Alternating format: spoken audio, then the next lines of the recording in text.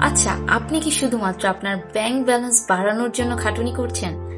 তাহলে কিন্তু আপনি একটা ফাঁদে আটকে গেছেন। কারণ আমাদের চারপাশে এরকম অনেক মানুষ আছে যাদের ব্যাংক ব্যালেন্সে কোটি কোটি টাকা থাকে, কিন্তু তাদের ফ্যামিলিকে দেওয়ার জন্য বা দুদণ্ড শান্তির ঘুমের জন্য হাতে সময়টা থাকে না। তারা কিন্তু অ্যাকচুয়ালি ধনী নয়, তারা হচ্ছে টাকার দাস। তাই শুধু পকেটে টাকা থাকাটাই কিন্তু আসল স্বাধীনতা না। আসল স্বাধীনতা হচ্ছে সেই টাকার সাথে সাথে সময়ের ব্যাপারটাও আপনার হাতে থাকা।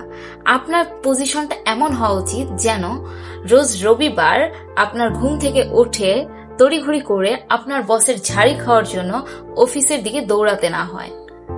আপনি টাকা দিয়ে একটা দামি ঘড়ি তো অবশ্যই কিনতে পারবেন, কিন্তু সেই ঘড়িতে থাকা সময় সেটা কিন্তু আপনি শুধু টাকা দিয়ে কিনতে পারবেন না। তাই শুধুমাত্র আর্থিক সচ্ছলতার পিছনে না দৌড়ে আপনি আর্থিক স্বাধীনতার পিছনে দৌড়ান, যেখানে সময় এবং টাকা দুটোই আপনার কন্ট্রোলে থাকবে।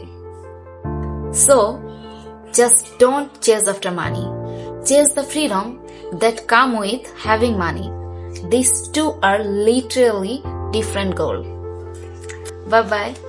Take care.